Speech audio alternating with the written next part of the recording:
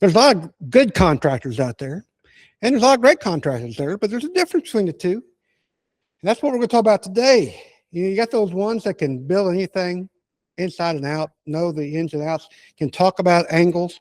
I don't have to get a contractor or a little protractor out and figure out the angles. They know all that stuff off the top of their head. But you got those other ones that not building projects, but they're building businesses.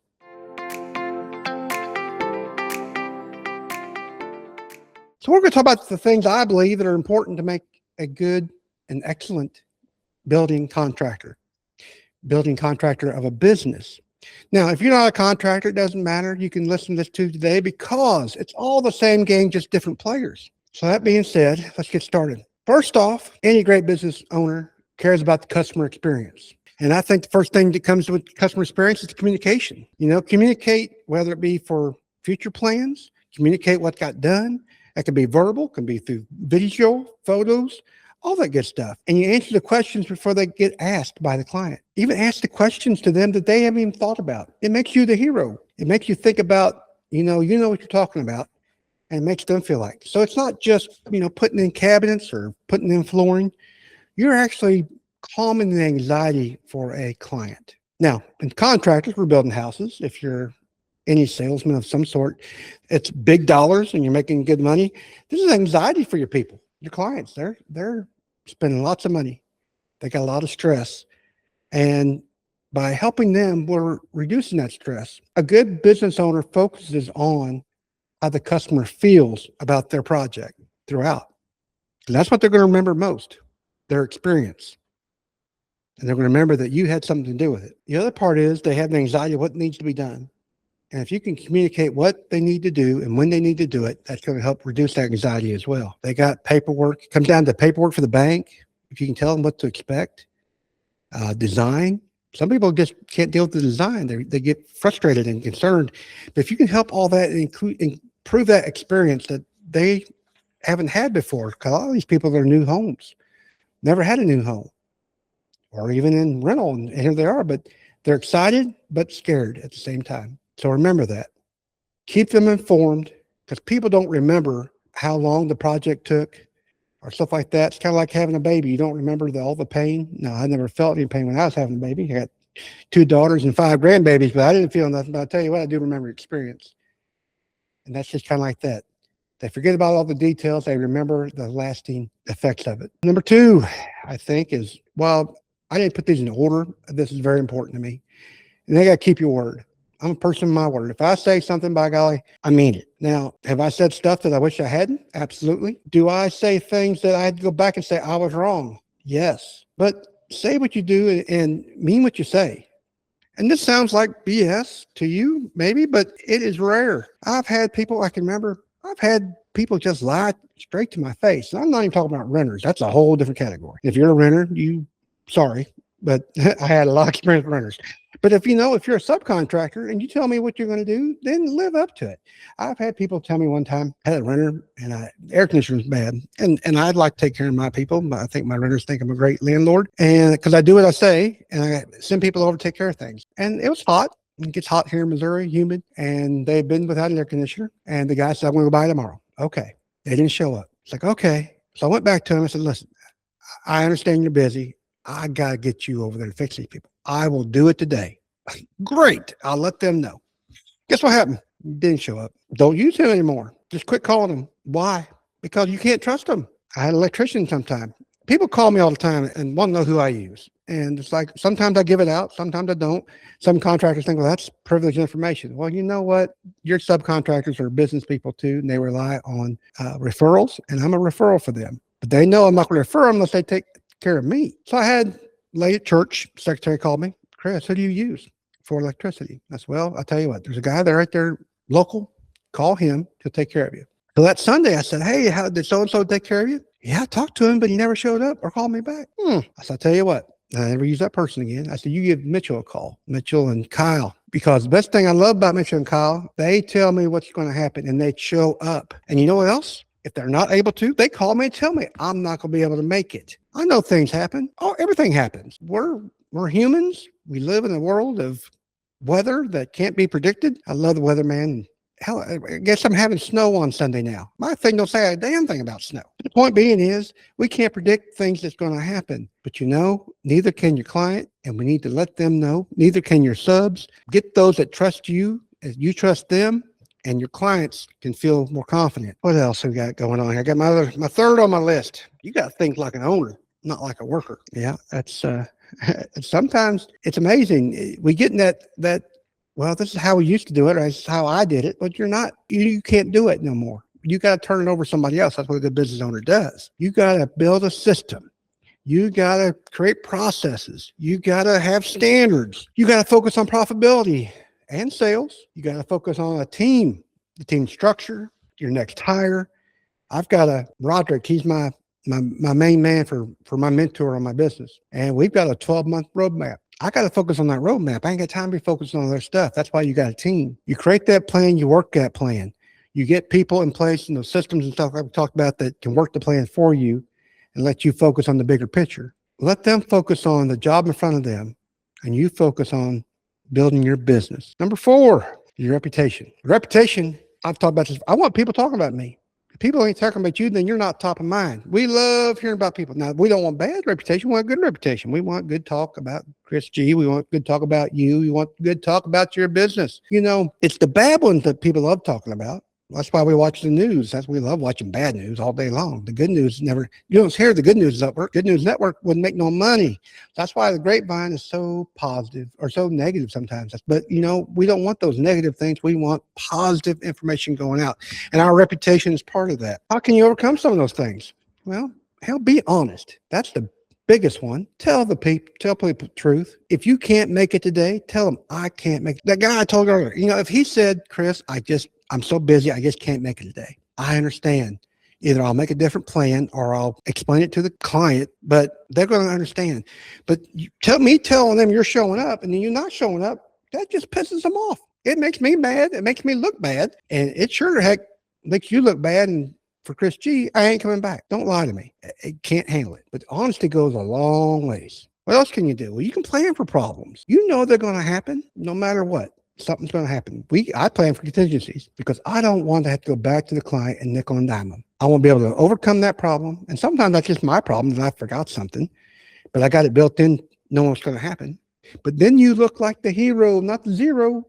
When you got a plan right in place, come to those people with solutions. If you have a problem, you don't go and say, damn, this ain't going to work out. You go and say, hey, something changed. Here's what we're going to do. Doesn't that sound a lot better to you? Does me. You know that, oh, Chris G here, he's got going on. And, yeah, things happen, but he's human. You're human, but you got a plan in place that your people, your clients realize that, I got the right person on my team because they're taking care of it. I don't have to worry. Also, ways of protecting your reputation is letting them know what's going on and what you're going to do next. Here's how we're going to handle it. Those are the solutions I talked about. So protect your reputation. I think that's very important. Building the business is very important to me. And this next one, while I love it a lot, and some people just don't, but we understand our numbers. I'm a numbers guy through and through. My business professor in college, he tried to convince me to be an accountant.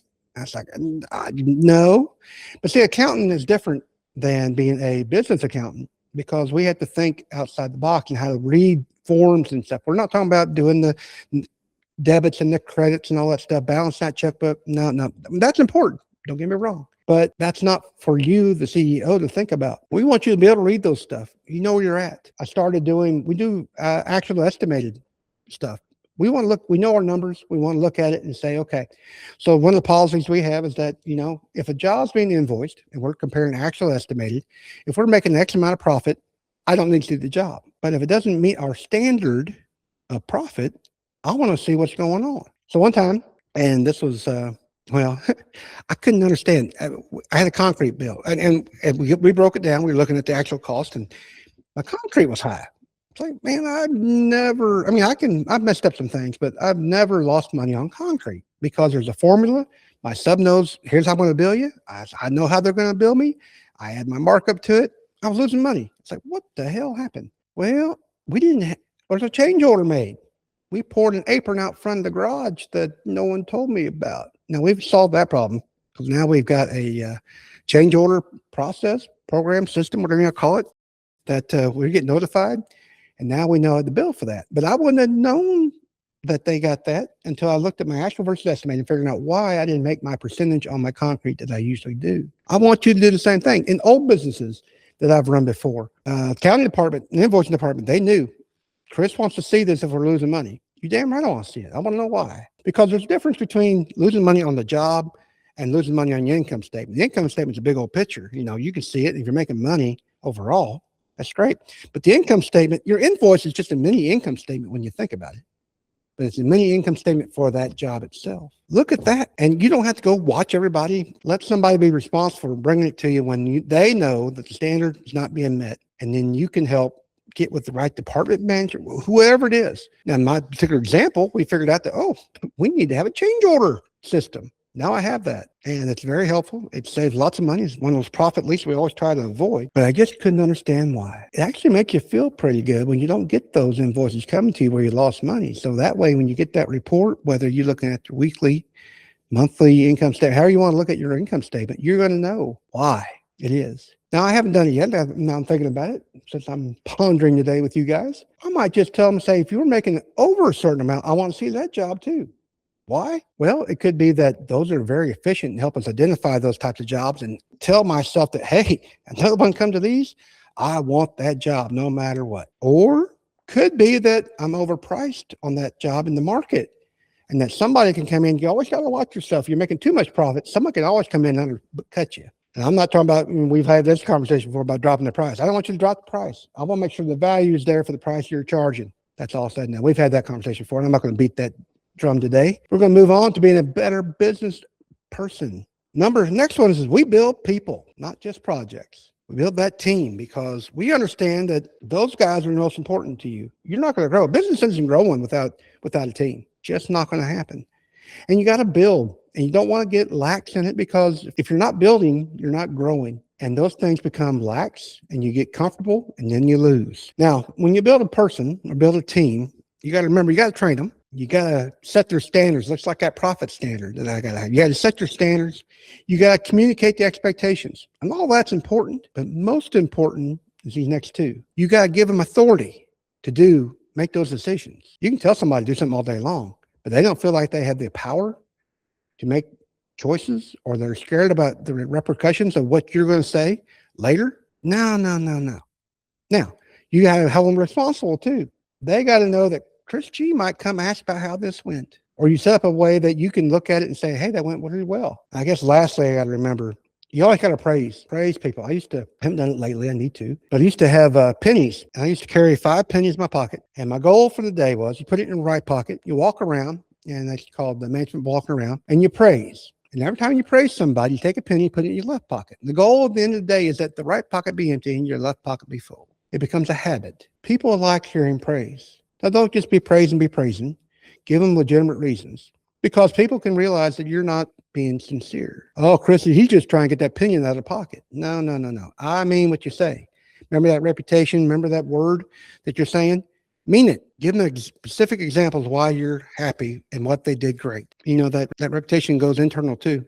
Being a good leader, passing that comfort on. That reputation goes internal as well, not just external for your customers. You got your internal clients. And I got my last one. You thought probably I'd never make it this far, but yes, I got the last one to bring up. And that's playing the long game. Now, some of y'all might not like Donald Trump. Some of you might love him. But I'm telling you what, that bugger's a hell of a businessman. And he plays the long game. He plays that short-term pain for the long-term gain. He knows. And we're not doing just a construction business. We're doing a relationship business. I'm sure y'all have heard of McDonald's. McDonald's isn't just a hamburger joint. They're a real estate business. And you think about that. When someone told me that, they got the most prime real estate all across the United States. And if they went out of business today, not selling hamburgers, they got a fortune in real estate. Now, that hamburger joint helped build that fortune. Don't get me wrong. But the point being is that just like McDonald's don't do hamburgers, just like we don't necessarily build houses, we build relationships.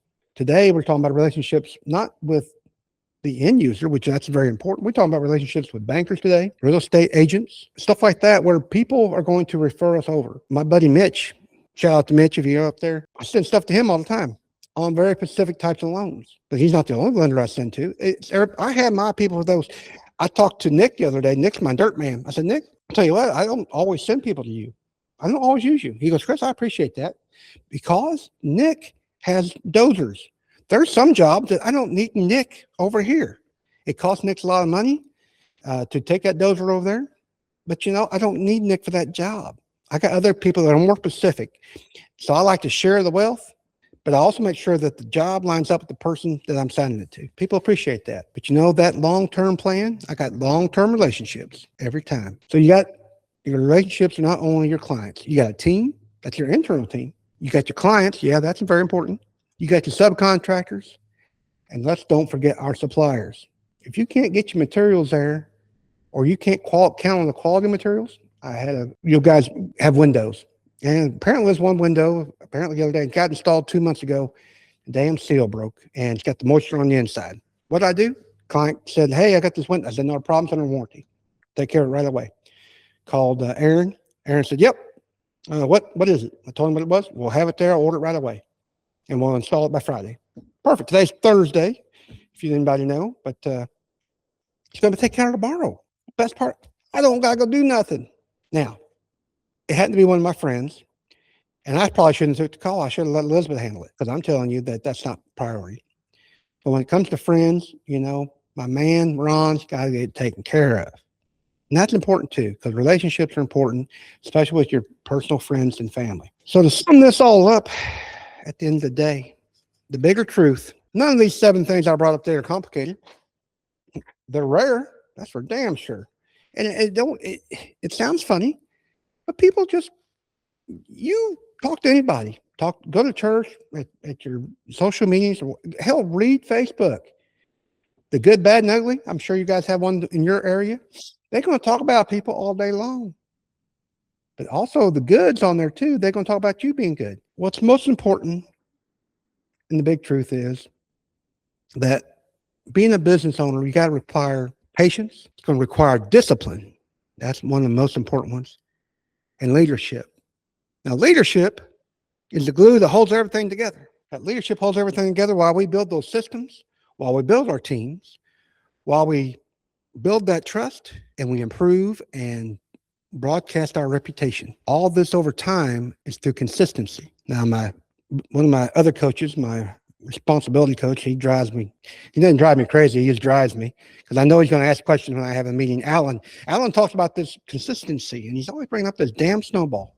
And this snowball, he likes drawing pictures on his little monitor. That snowball goes downhill. But guess what? When it goes downhill, it gets bigger too. And we want to get bigger. We want to become a snowball, definitely not headed for hell, but we want a snowball that's definitely getting bigger, encompassing more people, making your business bigger. That all said, everybody, please hit that like button, subscribe, all that good stuff. If you like what we talked about today, if you think you want to be a bigger business, better business leader, and you want to talk about it, hell, reach out to me. All that good stuff, that's on our website, hardhatceo.com.